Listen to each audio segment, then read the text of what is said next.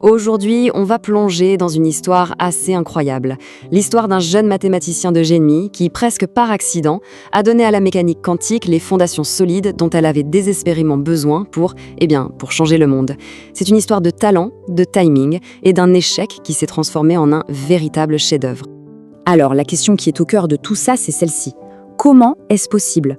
Comment un article scientifique que son propre auteur a décidé de retirer a-t-il pu donner naissance à l'un des livres les plus fondamentaux de toute la physique moderne? Ça a tout l'air d'un paradoxe, et pourtant. Pour bien comprendre, il faut se téléporter au milieu des années 1920. À cette époque, la physique est en pleine ébullition. C'est une période d'avancée absolument folle. Mais c'est aussi, il faut le dire, un immense chaos théorique. Il suffit de jeter un œil à cette chronologie. C'est simple, chaque année amène sa propre révolution. Des esprits brillants comme Heisenberg, Schrödinger ou encore Dirac publient des idées qui redéfinissent complètement notre vision de l'univers. Le problème, c'est que le langage mathématique, lui, a un mal fou à suivre ce rythme effréné. Et ce tableau, il illustre parfaitement le conflit de l'époque. D'un côté, on a les physiciens, avec leurs intuitions de génie, qui bricolent un peu avec les outils mathématiques qu'ils ont sous la main. Et de l'autre, les mathématiciens, qui regardent tout ça d'un œil très critique en se disant que ces belles théories sont construites sur du sable, qu'elles manquent de rigueur. Il fallait absolument un pont pour relier ces deux mondes. Et c'est là qu'entre en scène le protagoniste de notre histoire. Probablement la seule personne au monde à cette époque capable de construire ce fameux pont. 23. C'est l'âge qu'a John von Neumann quand il débarque en 1926 à Göttingen. C'est l'épicentre mondial de la physique à ce moment-là. Un jeune prodige au milieu des géants. On imagine la pression. Et sa mission, elle est on ne peut plus claire. Il est là pour aider l'équipe du légendaire David Hilbert à mettre de l'ordre dans tout ça, à trouver une logique mathématique solide et unifiée pour toutes ces nouvelles théories quantiques. Bref, mettre de l'ordre dans ce magnifique chaos. L'équipe se met donc au travail avec l'objectif de bâtir un cadre mathématique vraiment rigoureux. Sauf que, très vite, il tombe sur un os. Un premier obstacle majeur. Le problème vient d'un outil mathématique que les physiciens adorent, la fonction delta de Dirac. C'est super utile pour eux, ça marche dans leurs calculs. Mais pour un mathématicien pur et dur, ce concept est une hérésie, c'est une contradiction logique. La première tentative se solde donc par un échec, et ça force von Neumann à repenser toute son approche, à repartir de zéro. Et c'est un moment absolument crucial. Au lieu de s'acharner à réparer les vieux outils, von Neumann décide de construire une fondation entièrement nouvelle. Il va se tourner vers la théorie des opérateurs, un domaine différent, pour aborder le problème sous un angle complètement neuf. Bien sûr, il ne sort pas tout ça de son chapeau. Il s'appuie sur les travaux d'autres grands mathématiciens comme Ritz et Karl Mann, qui avaient déjà posé des briques importantes.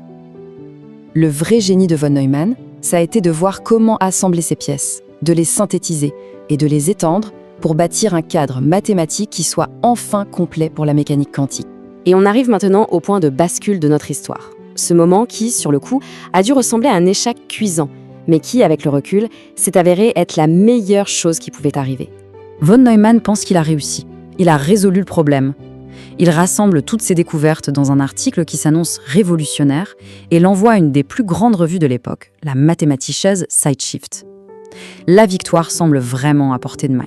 Mais coup de théâtre. Alors même que son article est en train d'être évalué, deux autres mathématiciens, Schmidt et Stone, sans se concerter, font une découverte capitale. Ils mettent le doigt sur la pièce manquante du puzzle, le rôle absolument critique des opérateurs auto-adjoints. C'est un concept que von Neumann n'avait pas totalement intégré et ça change tout. Face à cette nouvelle information, von Neumann prend une décision difficile, mais qui témoigne d'une immense honnêteté intellectuelle. Il contacte la revue et il leur demande de retirer son article de la publication, purement et simplement. Ce geste est fondamental. En retirant son article, il s'offre la chance d'intégrer cette découverte cruciale. Son travail final devient alors bien plus robuste, bien plus complet, bref, plus parfait. Ce qui aurait pu être une faille embarrassante dans sa théorie devient en fait le chemin qui le mène à la perfection. Et c'est là que l'histoire prend une tournure complètement inattendue. La décision de retirer cet article va avoir une conséquence qui va bien au-delà d'une simple correction scientifique. La négociation avec l'éditeur est presque une scène de film. Von Neumann appelle, il demande à retirer son papier. L'éditeur, sentant l'opportunité, lui répond « D'accord, mais à une seule condition.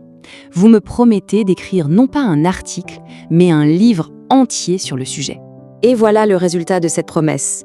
Ce livre, né d'un article retiré et d'un pari d'éditeur, est devenu instantanément la Bible du domaine. C'est le guide mathématique définitif de la nouvelle physique, un ouvrage qui est encore étudié religieusement aujourd'hui. C'est ça, la magnifique ironie de cette histoire. Ce qui a débuté comme un revers, un échec, a directement mené à la création d'un chef-d'œuvre. Un livre fondamental qui a solidifié l'un des plus grands piliers de la science du XXe siècle. Au final, que nous dit cette histoire sur la vraie nature du progrès scientifique ? Eh bien, elle nous montre que la science, ce n'est pas une ligne droite et triomphante. C'est un chemin sinueux, fait de collaboration, d'honnêteté face à ses propres erreurs, et parfois d'accidents heureux qui transforment un échec en une opportunité absolument inattendue. C'est peut-être ça la vraie leçon à retenir.